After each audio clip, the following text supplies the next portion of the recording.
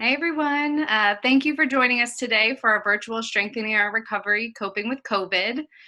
This probably looks quite different than our normal Strengthening Our Recovery events in person, but we're excited to be able to offer a virtual version instead and discuss some relevant topics to us today, like trauma, grief and loss, families, and recovery as we navigate the pandemic. With me today, I have Dr. Ramirez. He's a clinical psychologist who has extensive experience working with patients dealing with trauma. We have James Ryan, Director of Emerging Adult Services, who focuses in identifying and helping patients overcome obstacles to connection. Laura Dahl, who's our Director of Family Services, an expert in working with families and family systems. And finally, Marcell, who's our Alumni Coordinator, and he's played a crucial role in helping Ashley and our community create connection during this pandemic. We will have time for questions at the end, so feel free to send through the Facebook comments, text, or send through email, which are shared at the top of the live. And we have staff monitoring those, so you can send them through as the presentation is happening or wait until the very end. So with that, I will let Dr. Ramirez get started. Okay, well, thank you very much, and it is a pleasure to be here. Thank you for everyone who is joining us this evening. And I'm going to be talking about three different things today. One is our pandemic history, two, what's currently going on with COVID-19, and then finally, I'm going to be talking about post-traumatic stress symptoms in the context of the current pandemic. So, what do we know about pandemic history? The first thing is that in most recent history, which is about 100 years ago, the most severe pandemic occurred. This was known as the Spanish influenza. It was caused by the H1N1 virus, and about 500 million people worldwide were infected, which is about 1/3 of the world, and 50 million people died as a result. You can also see that there was about 670,000 people who died in the United States. And at that time, there was not very many good measures to try and deal with the pandemic. So doctors had to utilize social medicine with strategies that we see using today with COVID. So for example, isolation, quarantine, using good hygiene, disinfectants, limitations on major public gatherings.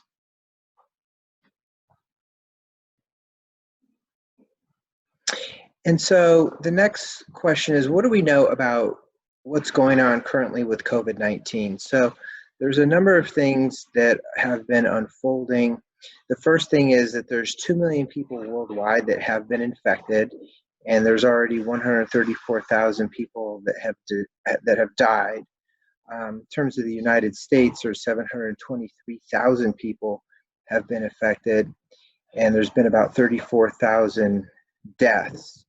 I'd also just add that since I did this presentation, which I'm trying to keep up with the data here, this was yesterday, there's already 10,000 more people who have died. So we're going to show you a list of links you can go to keep track of some of the data that's unfolding. We also know that 65,000 people have recovered in the United States, and in Maryland, I think it's actually about 14,000 people now have been infected in the state. And this number, 349, was from yesterday. It's now roughly about 500 people have already died in the state of Maryland. So right now, we know that there's no approved medicine. We're having to use strategies like we did 100 years ago, which was isolation, quarantine, good hygiene, disinfectants, and just limitations of public gatherings. And so we have learned various lessons from the past. I would say the first thing is that in the past, there was no diagnostic testing. but currently there's 3 different kinds of tests that folks can use. Probably the most popular one, which you might have heard of, is like the swab test. So you can take a swab, put it in your nose, and we can detect the antigen itself. But disease medicine has advanced, so now we're actually able to do testing with the virus in different ways. So we can also do something called genetic testing. We can actually examine the genetic structure of the disease itself so that we can find a way to develop a vaccine or other medicines to combat it. And then finally, the third kind of testing is antibody testing. So this is not really designed for an individual to determine whether you have the disease or not, but it's more research-based to see how many people have been exposed to the virus or how many people have potentially recovered from it. Some other lessons learned is we know from the past that overcrowding was very prevalent in World War I, and that was, how the disease got spread during that 1918, 1990 time period. Back then, there was no real coordinated plan. Currently, we have different public health officials developing coordinated plans. So, the president can send a tweet, or the governor can update a webpage and communicate all this information readily. In fact, we know some of the governors right now are working in concert to open up as a plan to open up parts of the country in a coordinated way. Also, we have ventilators now, so you can see those number of recovered cases. The ventilators have definitely helped. And I think another advancement is in 2004, the CDC began to track where the disease is. So, for example, when we had the SARS or the respiratory disease that broke out, we started to track where it developed. And so now we have a pretty sophisticated system where we can identify, like in the major cities on the East Coast, West Coast, and down in Florida as well. So I think, the big takeaway from, the past and also what we currently know about COVID-19 is that there's hope. In other words, there's hope that we can get through this in an effective way. There's been a lot of advances in communication technology, as well as gains in social and disease medicine. So that brings me to my third point, which is post-traumatic stress symptoms in the context of the current pandemic. So right now, there's very sparse data on pandemics.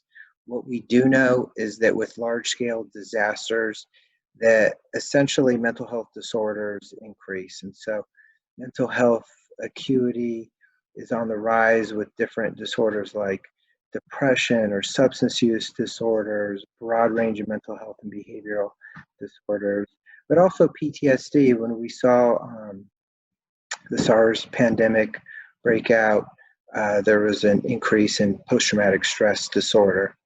And so these authors from Boston University make the point that there's certain steps that can be taken. So for example, we can use technology to bridge social distancing.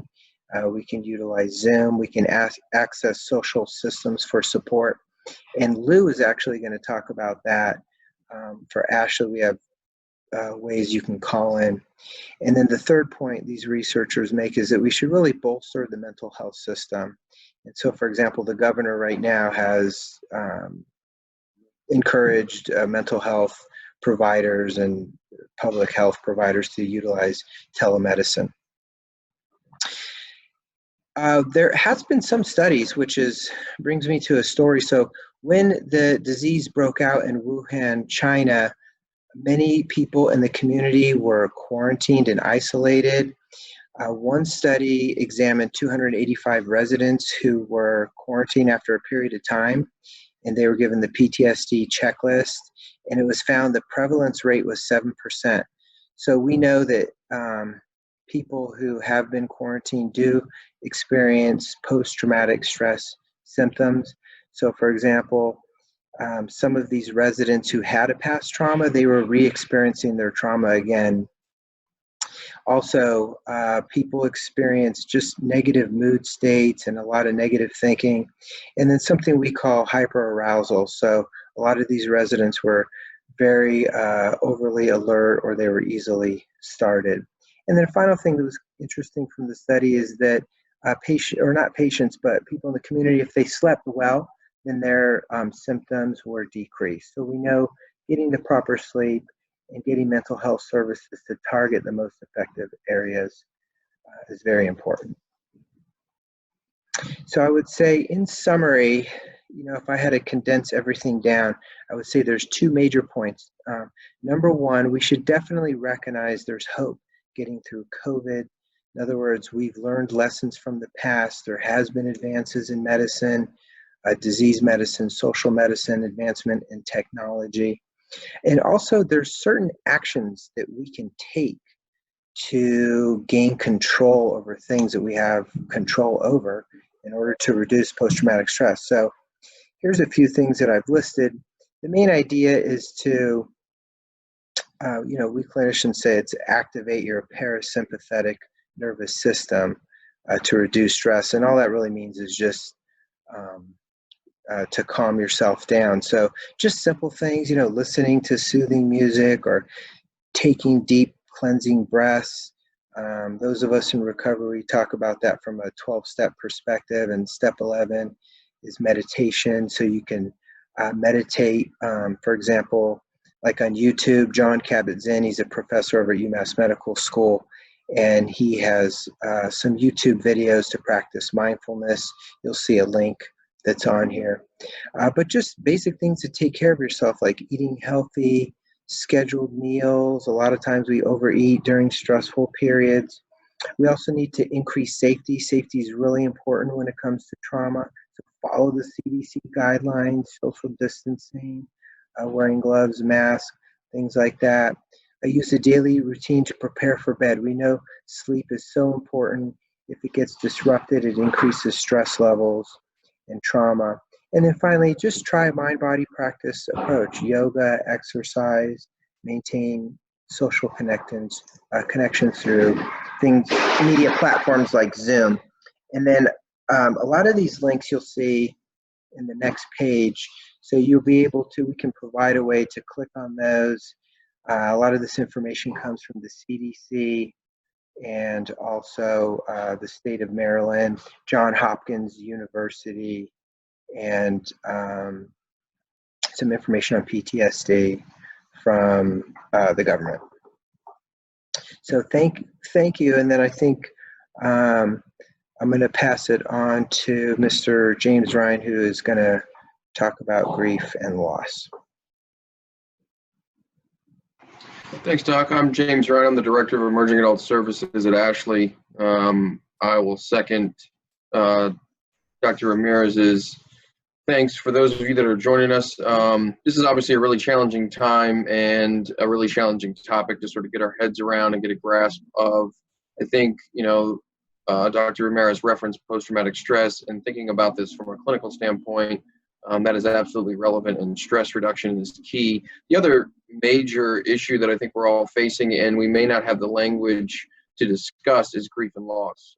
So I'm going to cover grief and loss today. I'm going to talk a little bit about its impact on us as a society, as individuals, and then we'll provide some clarity in regards to definitions and how we understand grief and loss, and some resources as well. So when we talk about grief, one of the things that becomes a challenge is to recognize, that there are a lot of different definitions for grief. When you do, research this from a clinical standpoint, you find a variety of articles with different definitions and terms. When you're looking at this just for yourself, whether you're scrolling through social media or looking at articles, you'll see people talk about grief differently. I think it's important when we're talking about any concept to have some shared language. So in terms of this conversation, grief can be defined as the response to loss in all of its totality. We include all the domains, physical, emotional, cognitive, behavioral, spiritual. We also understand that this is really something that not only the individual, but family systems, which Laura will speak to shortly, but also shows social systems, they all experience this in conjunction with the individual. I really like to basically boil all that down and simply put, grief is the price we pay for love. I think that's a really nice way of conceptualizing something that human beings have been trying to understand for millennia. And ultimately, I think that really hits home for me, and I think it makes a lot of sense. And ultimately, it's really a guiding principle, or a guiding way of looking at grief that allows us to think about it and think about how we can process it and move forward. So again, when we talk about grief, there's a lot of different variety of conversations, and ultimately a lot of different types of grief that are referenced. We talk about anticipatory grief, which a lot of people are experiencing now, the fear of getting sick, the fear that someone they love might get sick and die.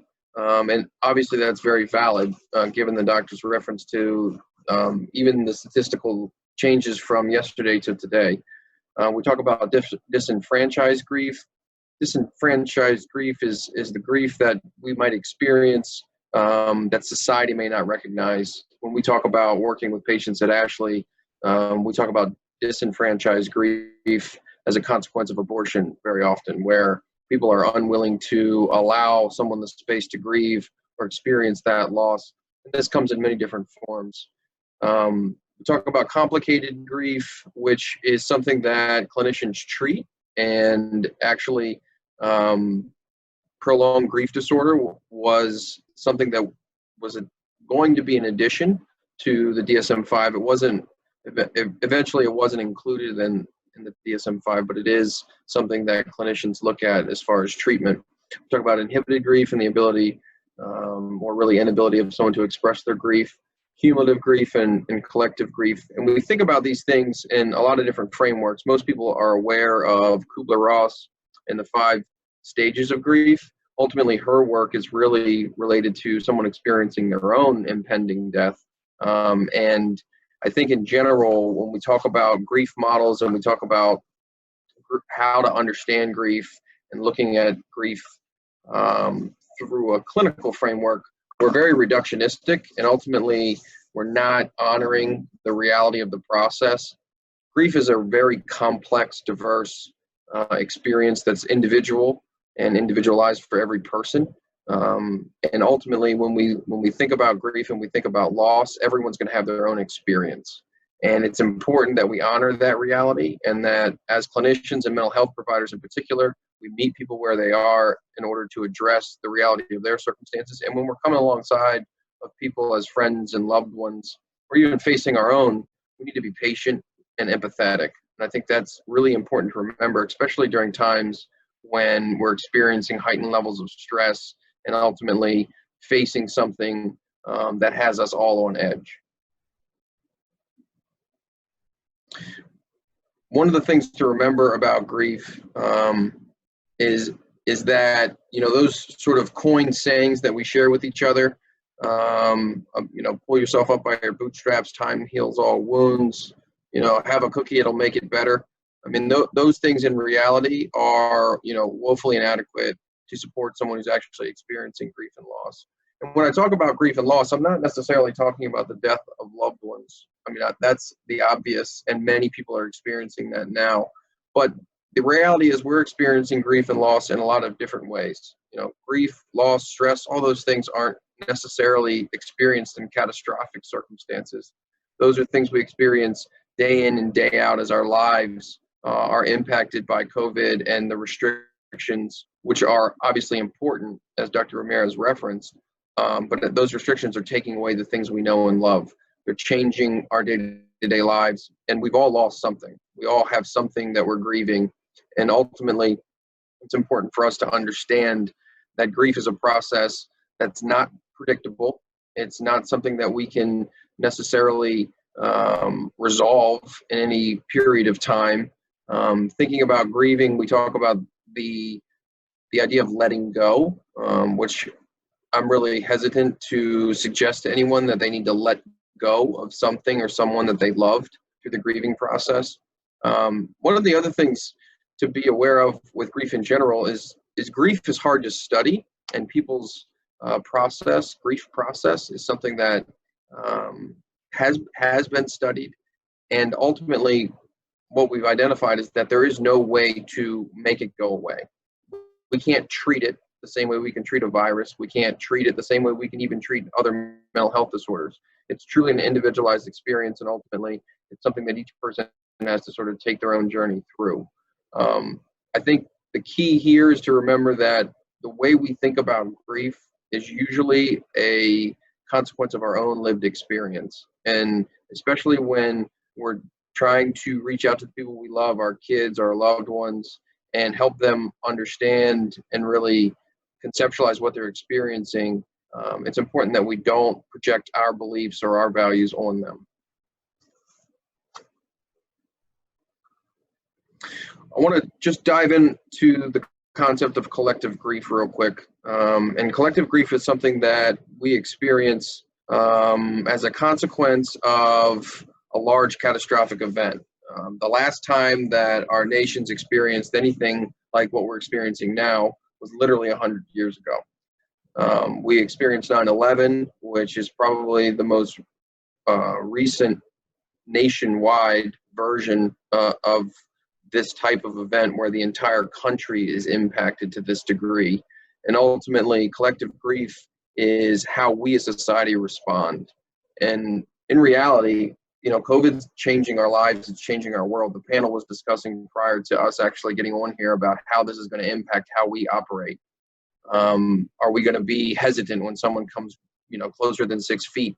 Are we going to be willing to reach out and connect to a stranger when someone coughs or sneezes? I mean, are we going to have a response? Right now, you walk out in the state of Maryland and everyone's got a face mask on. If someone doesn't have a face mask on, we all have a particular response to that. And we all, I think, have a judgment about how this is playing out. There's sort of two sides to this story, and it's interesting to watch that play out. There's certain people that think this is no big deal. In a lot of ways, the reality is this virus, in 80% of cases, which Dr. Ramirez spoke to actually before the panel started talking, it's fairly benign and it's fairly superficial. That means, though, that 20% of people are being impacted substantially. And there's people that think this is no big deal. Then there's people that obviously think and are definitely in agreement that this is, cataclysmic and catastrophic and its potential consequences for our nation, the number of lives lost. I think it's easy for us to sit back and get on social media and get online and make judgments about, what the leaders of the states and the country are doing. It's really very easy to slip into sort of an attitude of harshness. And that is something that you can't stop. It's not like a light switch. You get to turn it on and turn it off. If we shift into sort of that attitude of harshness and judgment, and we continue to sort of throw our own walls up, it really impedes our ability to be empathetic and vulnerable with each other, which during this time in particular is critical to ensuring that we can maintain connections. I think with what I'd like to leave everybody with when it comes to how to understand what we're experiencing from the framework of grief is to understand that grief is not, or really the processing of grief is not about some sort of resolution of the loss, right? When we lose someone we love, the expectation should not be we're going to just get over it at some point, that in 18 months, everything's going to be fine. I think what's important to understand is that when we're grieving, we're basically experiencing the lack of something in our lives. And I think we can all relate to the idea of missing the small moments in our lives that we took for granted. In reality, there's a lot of things that we took for granted about how we connect to each other and how we live day to day that have been taken from us. It's outside of our control. I think it's important for us to honor that reality and allow ourselves the emotional space to experience that loss. Now, I'll echo Dr. Ramirez as well. I think the truth is that there is hope in this. There is an opportunity to take what we're experiencing and make meaning out of it. And I think when we look at grief and we look at loss in general, one of the things that's talked about a lot is how do we make meaning out of our experience? How do we move from a place of pain to a place of purpose? We talk about this in recovery all the time. The reality is we're not talking about deriving meaning from a catastrophic loss in your life. We're not talking about deriving meaning from some sort of horrible event that you've experienced. The important thing to remember is that we create meaning in the small moments that we have with each other. And the reality is that all of us exist in this moment and in this moment alone. And understanding that that's where connection occurs, and that's where our focus needs to be, is the key in ensuring that we're going to come out on the other side of this. There's opportunities for us to connect with each other, and it may not be the way we're used to, but they exist. Lewis is going to go into a lot of detail about that a little later in the presentation. But now is a time for us to assess sort of where we're at and what we want our lives to look like coming on the other side of this. And I'll leave you with a parable. Like most parables, this parable is easily dismissed, but ultimately I think it speaks to a truth that, you know, we would all benefit from realizing. It's the parable of the long spoons, and it goes like this. So one day a man said to God, "God, I'd like to know what heaven and hell are like."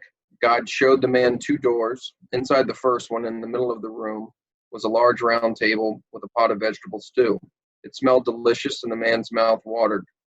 But the people sitting around the table were thin and sickly. They appeared to be famished. They were holding spoons with very long handles, and each found it possible to reach out to the pot of stew and take a spoonful, but because the handle was longer than their arms, they could not get the spoons back to their mouths. The man shuddered at the sight of their misery and suffering. God said, "You have seen hell." Behind the second door, the room appeared exactly the same. There was the large round table with the large pot of wonderful vegetable stew that made the man's mouth water. The people had the same long-handled spoons, but they were well-nourished and plump, laughing and talking. The man said, "I don't understand." God smiled. "It is simple," he said. "Love only requires one skill. These people learned early on to share and feed one another, while the greedy only think of themselves." That's easy to dismiss, but it's pretty profound when you think about it. We have an opportunity to be the people that reach out and help each other, the people that reach out to the person that we know is struggling, the people that are fostering connections in our lives and the lives of those around us. Rather than shifting into an attitude of judgment and harshness, I would encourage everyone to take this as an opportunity to reset and think about those in your life that you could be of service to, how you can be of help, and ultimately how you can create connections that will ultimately lead to a higher quality of life for you and the people you love. These are several different resources. Some are more clinical for providers. Some are more sort of self-help oriented or informal. I would encourage everyone to check out the podcast. Brene Brown and David Kessler, who was actually a student of Kubler-Ross.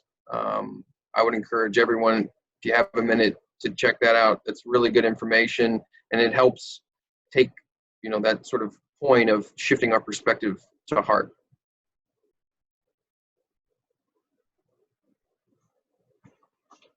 Thank you, James, for that presentation.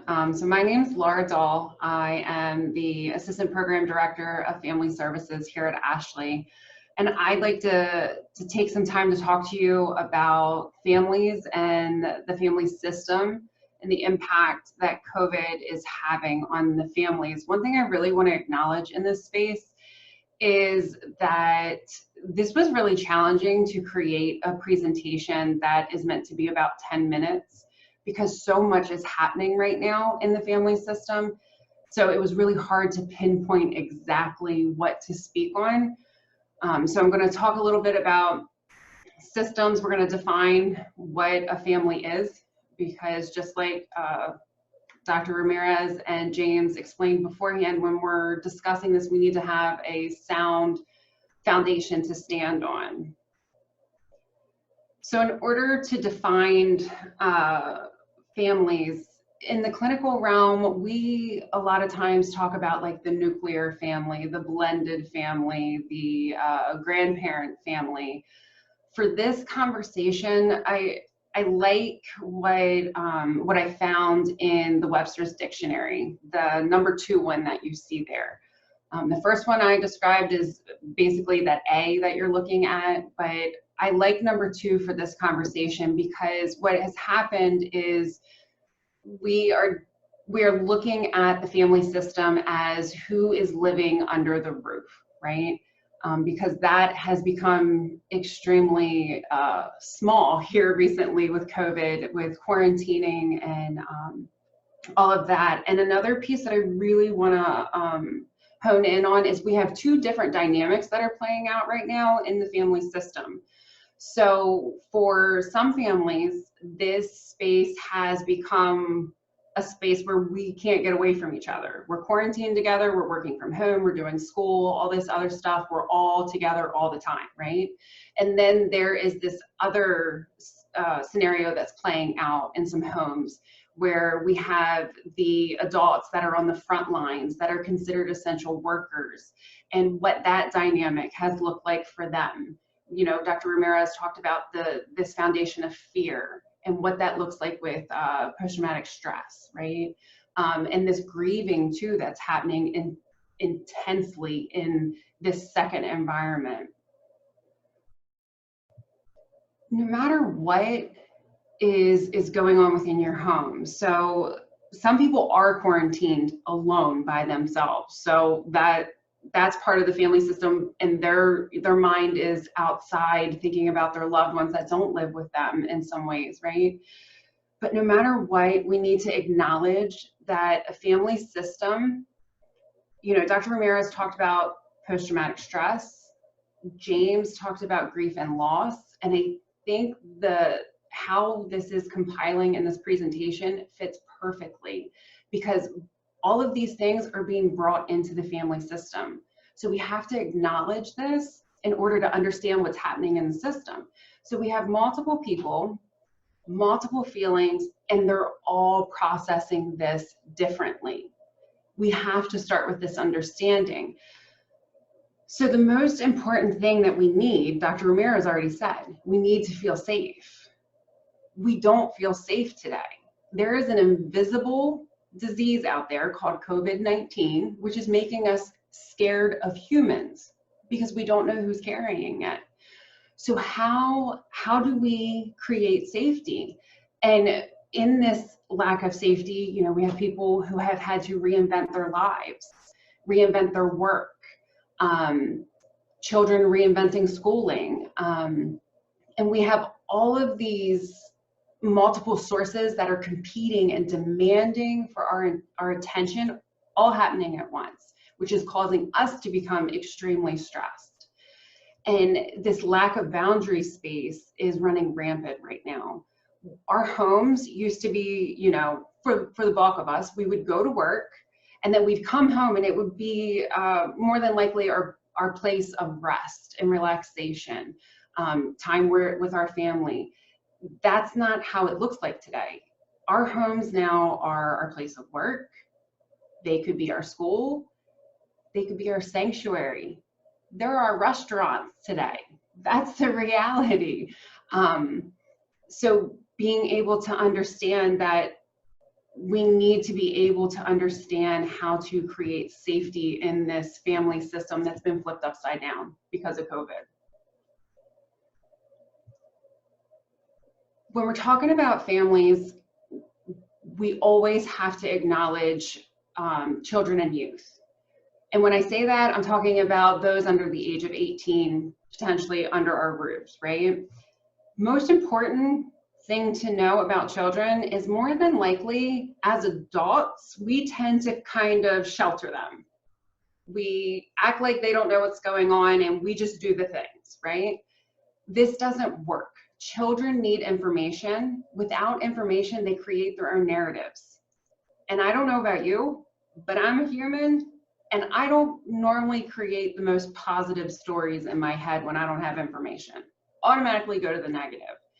So we've got to be mindful and bring the children in and talk to them where it's developmentally appropriate for them.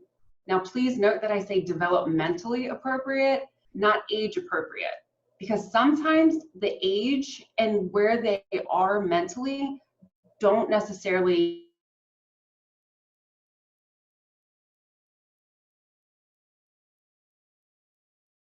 language that they can understand. Anytime we can relate it to things they understand is important. And another thing to be mindful of is these children, many of them have completely lost their identity in this. And when I say that, it's because they don't have school, at least not in those walls anymore. They don't have their friends. They don't have sports. So really, who are they? What are they doing? What's their purpose? So they may be asking a lot more questions in their head than you're aware of. So allowing opportunities to sit down and talk as a family is so important in this time, in this environment. I like to think about when I have conversations, it's a lot easier if I'm doing something else, right? So mealtime. Meals are perfect. Sit down as a family and eat a meal together, ask some questions, see where they are, share information, because if not, they're hearing the news, they're looking at it on the internet, or they're overhearing these conversations, because again, some of us can't get away from each other right now. So allowing them to be part of the conversation is really going to help the family system thrive in this current environment. And one of the most basic things that every one of us needs, including children and youth, is structure. As humans, we thrive in structure. When I know what is expected of me, I can then reach that potential or do my best or be able to communicate, hey, I can't do that right now, right? So being able to give them structure and as much keep a regular schedule. Now, it can look different than the normal, what we once were, because just like, you know, those before me said, we are creating a new normal in this space.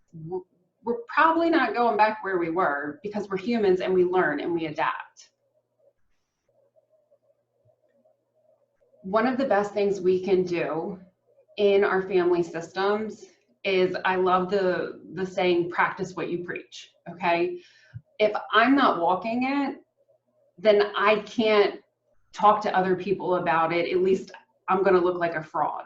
So in order to do this, we've got to be able to model the behavior that we want others to do. Sounds like a lot of weight on your shoulders right now, but I want you to really take a deep breath right now. And I want you to think about, what is it that you want? Better yet, what do you need right now in this current environment that we're living in? In a place where we feel out of control because of COVID, in our homes is where we do have a little bit of control. Ourselves, we definitely have control over, okay? So let's step back and figure out, okay, what can I do? How can I be a positive influence in this environment? And I listed some things on this slide. Of course, creating a calm environment, a safe environment, taking care of yourself, being productive, because we still need to be productive, creating an understanding environment, having fun. Even though we are in the midst of this, we can still have fun and we can still laugh in our family systems, and just be loving, open, and honest. Be honest. I'm off today. I'm not doing well. It's okay. It's okay not to be okay right now, or anytime, but especially right now. So as you begin to take these steps for yourself, you're going to watch that it's going to overflow into your family system. I encourage you to bring your family into it. Explain to them, look, I'm taking 5 minutes in the morning to have some quiet time because that's what I need to have a productive day.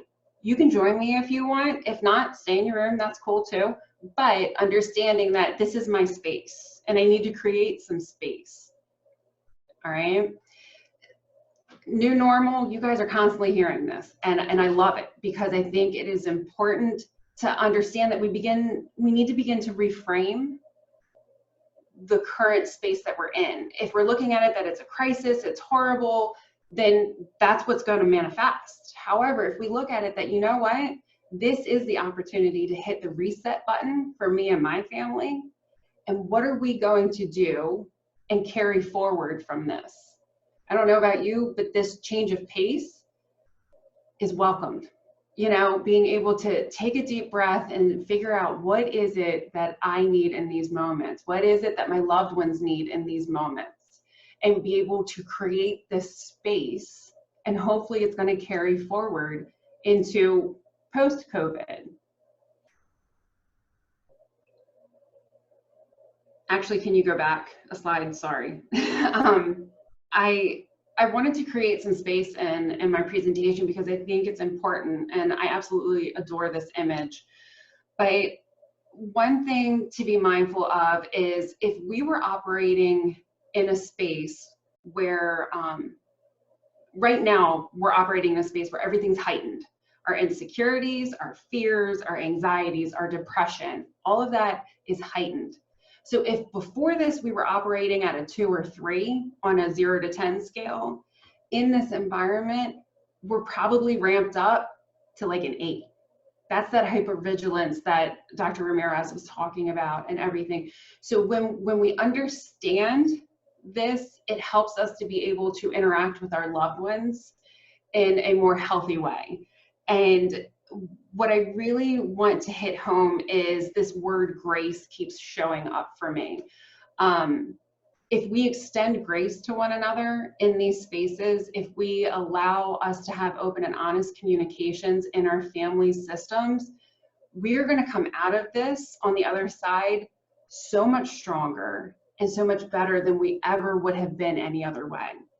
So it's one of those things like carpe diem, you know, seize the day. Seize the day, seize this opportunity so that we can come out on the other end stronger and healthier as a individually, but also as a family unit. One thing that you're going to find on this resource list is there's a lot of recovery family oriented items. Our book, the book we always recommend by Melanie Beattie, Codependent No More, but there's also a reference to a feelings wheel. I didn't reference that with the children, but James talked about, you know, having a proper language. A lot of times children do not have a language, and even as adults, we don't have a language for what it is that we're actually feeling. And I find this feelings wheel to be an exemplary tool, and that can be used easily to help us begin to define and express and communicate what it is that's actually happening for us so that we can join together and be stronger. Thanks, guys. Thanks, Laura.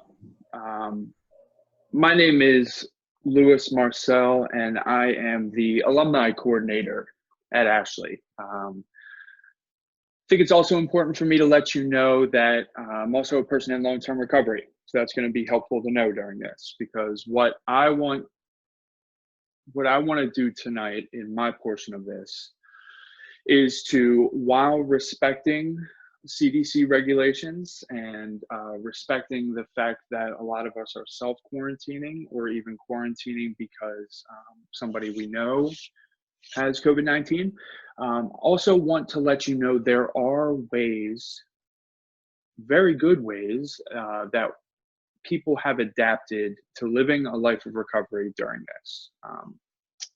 So first, what I want to do is I want to give you the bad news, right? The bad news is for a lot of us in recovery, I would say about 99% of in-person meetings, whether it be, you know, AA, NA, Smart Recovery, Celebrate Recovery, whichever fellowship you choose, about 99% of these meetings are canceled. They're no longer meeting in person. The good news is that a large portion of these meetings, I'm going to say even about 75 to 80%, have moved to a virtual format. So meetings that you have never even heard of, fellowships that you've never heard of, places in the world that you haven't been able to go before are now accessible. Recovery has no borders right now. So let me go into what I've learned. So we've been holding virtual alumni meetings at Ashley, and we started this about 5 weeks ago. I think it's almost 5 weeks to the day. And what I've learned during this and in my own recovery is that people are adapting. As people in recovery, we are realizing that we need to keep our recovery first. That's the most important thing to us. Anything we put before our recovery, we're going to lose. So we've learned to adapt to this, and meetings are now being held on virtual formats. This is like Zoom, GoToMeeting, Google Hangouts, a lot of apps that I'm going to reference later, but let's keep it mostly to Zoom right now because that's the most widely used meeting format. So we launched this virtual meeting 5 weeks ago. We're having them 3 times a day. We're having one at 9 a.m., which is a morning meditation meeting. We're having one at 1 p.m., which is like a daily check-in, like halfway through the day. And we're having one at 6 p.m., which is an hour-long meeting. So I'm noticing that it is not just located in where Ashley is. It's not just Harford County, Maryland. I'm getting a vast majority of my people from Long Island, from New York, from New Jersey, from Virginia, from DC.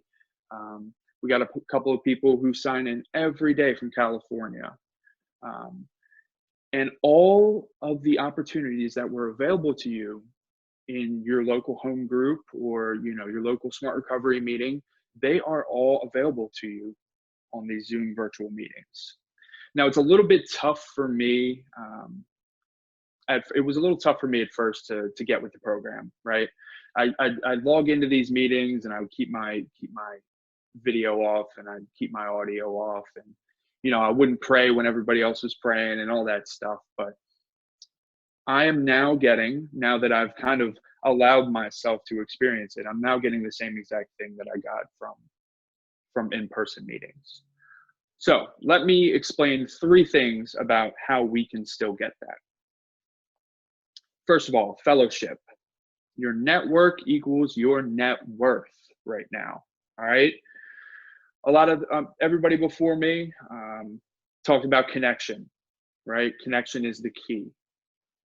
So what I would urge you to do is when you're looking for a meeting right now, I would look for meetings that have video capabilities, all right? What you can do is you can go to your local intergroup website and when you're looking for a meeting and try out a couple of them and see which ones are functioning at a high level with video capabilities. Now, what I mean by that is a lot of times I don't want to see people talking over each other. There shouldn't be any chaos in a meeting, but a lot of these 12-step meetings have adapted and are working at a very high level with video capabilities. But outside of meetings, what do I need to do to keep that fellowship strong? Somebody told me really early on in my program, if I need to have my fellowship and my 12-step program weighing about the same thing on the scale. That's how I achieve that serenity. And that's how I achieve lifelong recovery. So what we need to do is we need to go out of our way right now to find ways to fellowship with people like us, with our friends, with our family, with other people with substance use disorder. So FaceTime people as much as you can. Somebody texts me right now, shoot a FaceTime right at them, all right? So I can actually connect with that person and see their smile and see their reactions. It gives me so much, but also think about the last time somebody FaceTimed you or last time someone called you just out of the blue. How does that make you feel? It makes me feel important. It makes me feel loved. It makes me feel respected. Check in on your friends. Check in on your family. And most importantly, pick up the phone. Next thing I want to talk about is staying busy. So I'm going to relate a lot of this to my personal experience right now. As someone in recovery, as someone working from home, practicing good self-quarantining and social distancing, here's some productive ways to cope with cravings, right? So even when I talk about cravings, this could be as far as, I want to drink today.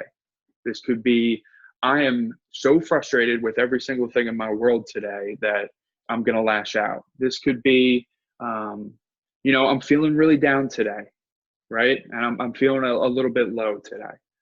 So here's some things that I would do. Right now I started rewatching the entire Marvel movie saga. Okay. My fiance's never seen a Marvel movie, so we started rewatching it. Going outside, right? So this doesn't mean that you can't go outside. This means that you need to practice good hygiene, distance yourself from social situations whenever possible, but we're still allowed to go outside. So let's take advantage of that. Let's go for a hike. Let's start a garden out back of our house. Let's go outside and go for a little jog or work out. All things that will get us physically feeling better, and you'll get a biological feeling of like, I feel better. Reigniting your love of old hobbies. So since my eating habits have changed since being home, I'm noticing that I have to cook at home a lot more, breakfast, lunch, and dinner. So before I started working at Ashley, I was actually a short order cook, and it has kind of reignited my love for cooking at home. It's reignited my love for grocery shopping and preparing meals and sharing them with people. Find that hobby of yours that maybe you gave up on for a little bit, whether it be playing music or writing or dancing, whatever it is. You can do all of that while still, following CDC regulations. And lastly, how do I work my program during self-quarantine? Probably the most important thing that we need to do right now as people in recovery. So whether you have multiple years, whether you have months, whether you're just getting out of Ashley, whether you're just getting sober, let me put it this way: you can only coast downhill. All right, so this might seem like a time where I can kind of rest on my laurels a little bit. This might seem like a time where I don't need to hit so many meetings, I don't need to call my sponsor as much. But just remember that you can only coast downhill. All right, so I need to do a little bit more today, personally, to keep my recovery strong. Prayer and meditation are a big one for me. Step work and recovery work with a sponsor. Whichever fellowship you might subscribe to, step work and work on yourself is a huge part of that. And this can all be done in current formats, whether it be talking with your sponsor on FaceTime, whether it be, hosting a Zoom meeting and with you and your sponsor, where you can actually share your screen and share your notes and read out of a book together. There is, to put it maybe a little bit harshly, but there's no excuse for not being able to work a program right now. Service work. This might seem like a tough one right now, but service work and volunteering and helping other people is not just limited to alcoholics, to addicts, to people with substance use disorder. One thing that I've found huge right now is a friend of mine calls me once a week and asks me if I want anything from the store, right? And sometimes I'll say yes, sometimes I say I'm good. But whenever they come over and they drop off the thing that I asked for, they always leave me a card, right? And they always give me a little something extra. One time it was a pint of ice cream, and it just changed my whole day. We have the ability to do that for each other. We have the ability to help one another and be of service. So lastly, literature studies, daily readings, and like I said, starting a meeting on Zoom. Literature studies and daily readings are paramount for me right now. Like I said, we're running 3 meetings a day, and one of those is a literature study. And I've read some passages out of some books that people have shared with me that have really changed my outlook on my day and allowed me to start over when I'm in one of those like craving spots. And find a home group. This is a worldwide recovery thing right now. And I want you, you know, coming from somebody who's a bit of a 12-step nerd, I think, this is exciting for me right now. My home group, we have had an out-of-town speaker every week. We've had a speaker from California, from New York and Connecticut. Last week on our alumni meeting, we had a speaker from Scotland who was an Ashley alumni. Right now, I can enter any meeting in the world. There's not going to be another opportunity to experience something like that. So let's try to look on the bright side of this, and let's try to expand our recovery to help more people worldwide, because that is possible. And for the first time in AA's history, we have the opportunity to help people all over the world at any time we want. So a few resources, things that you're actually going to need during this time is I would highly recommend you download the Zoom Cloud Meetings app. That is where the majority of 12-step meetings and Smart Recovery meetings and Celebrate Recovery meetings are happening. I would also suggest, if you're an Ashley alumni, to download the Chalk Talk app. If you are someone who is being sponsored or someone interested in sponsoring someone, I would highly recommend you download the My Spiritual Toolkit app. This allows you to share readings and share step work right over your phone. So it's all, you know, all the questions are right there, and you can just hit yes, no, provide little answers, and you can send them right to your sponsor, right to your sponsees, right to people in your network that you want to share that information with. And also the Pink Cloud app, which is a meeting finder. Like I said, you can't really count on the paper directory right now, so you got to count on getting on Google, searching for, you know,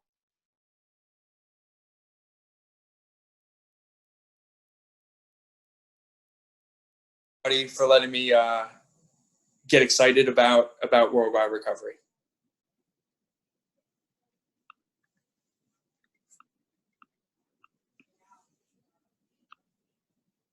Well, thank you guys all for sharing. That was awesome. For our audience, if you guys have any questions, we're still taking those.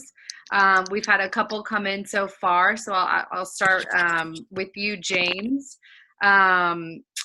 This person wrote in and said, I recently lost someone. How can we grieve the loss in our lives when we can't see each other or gather together? So first of all, my heart goes out to anyone who's lost someone during this time. I mean, the reality is that we're losing people to this virus, but that, you know, loss in other forms and bereavement, you know, that occurs as a consequence of other kinds of loss is still happening actively. I've spoken with several people who have experienced overdose in close circles to them as a consequence of this. In a lot of ways, you know, this is a very isolating situation. And as we've all sort of tried to speak to, it's important to overcome that. And it's important to do so by, you know, staying connected. But the truth is that the stress and the trauma of what we're experiencing right now impacts us. And so there's a lot of different types of loss that are happening. One of the things I think it's important to understand about, you know, grief and loss is that we use ritual as human beings and as a society to honor the people that we love. Funerals, for instance, are, you know, a ritual that allows us to come together and honor a loss. And right now, we're not allowed to do that. One of my best friends lost his father recently, and we weren't able to come together as his friends and his family to spend time with each other, to comfort each other, to connect with each other. That is incredibly challenging and difficult. I think one of the things to remember is that ritual, you know, albeit most ritual is born out of religious tradition, most ritual, when we think of it, comes from sort of our faith backgrounds. It doesn't preclude us from creating rituals in our lives now.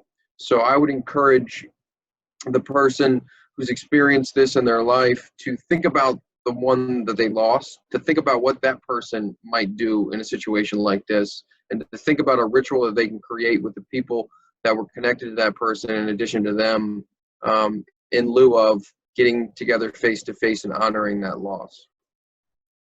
Thank you. So we had a question come in for Laura. How can I take time for myself in this current environment with my family constantly around? That's a good question. It's definitely a different space today. Once before, you know, a lot of us would go to the gym to have some time, or, you know, we'd go out with friends or we'd go have coffee together, you know, just to get a break. We still need those breaks today more than ever. So in the question of how do I create this space, first and foremost, I mean, depending on where you are, you know, get in your vehicle, go for a drive. One thing that I think is important too, just like I kind of talked about a little earlier, is explaining to your family, you know, look, we all need some time. We all need this pause moment. And what does it look like? And maybe they take time for themselves during that time as well, where we reflect, or whatever it is that we need to do in those spaces. Maybe it's 10 minutes a day, because I don't know about you, but it's hard to grab a hold of this time. So it doesn't have to be an hour, it can be 5 minutes. But maybe in those 5 minutes, we take time for ourselves, and that becomes part of the conversation later when we're having dinner. Like, so how was your quiet time? What would you like to do differently? You know, and allowing us to honor the space that we need, while also coming together, as everybody is saying, is we need to connect. So those in our home are the ones that we truly can connect with in this space. That's great. Connecting with yourself too, taking those 5 minutes is important. Yes. Okay, we just had something else. Lewis, this one is for you. I've found that it's tough to get a chance to speak in meetings where everyone knows each other. What is the best way in a virtual meeting to let people know I'm new and looking for help or a sponsor? Really good question. So in meetings right now, it's tougher to know who's new, right? Meetings that have been operating for a long time, you know who's at your group, you know who's in your home group. You could tell somebody who's new, but with this phenomena going on of anybody in the world being able to enter a meeting at any place, you're going to have a hard time seeing like who is new to this group. So what I would suggest is when you enter a meeting, there's a few things that you can do, right? You obviously, if you're entering before the meeting, I would suggest unmuting yourself and finding a time to like wave and say, wait for a moment and say, hey, my name is Lewis. I'm new here, just getting out of treatment, or my name is Lewis. Been really struggling lately, so I would appreciate any help. Two other things you can do is there's always a chat function located, I think it's like the bottom right-hand corner. And I would type in there and I would say, hey, my name's Lewis. I'm new here, really struggling lately. I would appreciate if someone could reach out to me. And then wait for somebody, because ultimately they will. Somebody will reach out to you, usually person to person, like a direct message, and offer some help. And then lastly, most meetings on Zoom, and I'm pretty sure on like GoToMeeting and Google Hangouts as well, they have a function where you can virtually raise your hand. So I highly suggest that you do that. And if you're in a spot where you got to get something off of your chest or you need some help, as soon as you log into that meeting, raise your hand, because it lets me know, as the person who's running that meeting, that person's had their hand up the entire meeting, so they have something to say. I need to speak with them or let them share what they need to share. But that's a great question. It's tough for people who have been in recovery for a while to know who's new right now, to be able to provide the help that we usually do. So you have to make it known that you're new and speak up and speak for yourself, advocate for yourself. That's great. Good advice. Thank you. This one is for you, Dr. Ramirez. How do you think this will affect us moving forward in our development of post-traumatic stress symptoms after COVID? Yeah, I think that's a great question. I think a couple things come to mind. The first thing is that I think just people are going to be more cautious for a while, and just the impact that this disease has had, not just on this country, but the globe, has really impacted people in a meaningful way. So that's the first thing that stands out to me, is that people are going to just move forward with continuing to be cautious for a while. I know the governor in the state of California said that there may not be large public gatherings until 2021. And even when that does happen, it might be slow, for people to come back. So I think, that's probably the first thing. And then just the other thing, based on the data that we looked at earlier, we know that mental health services should really target the areas that are heavily impacted, because there really are a lot of people who are dying. The numbers are really high in New York and other places throughout the country.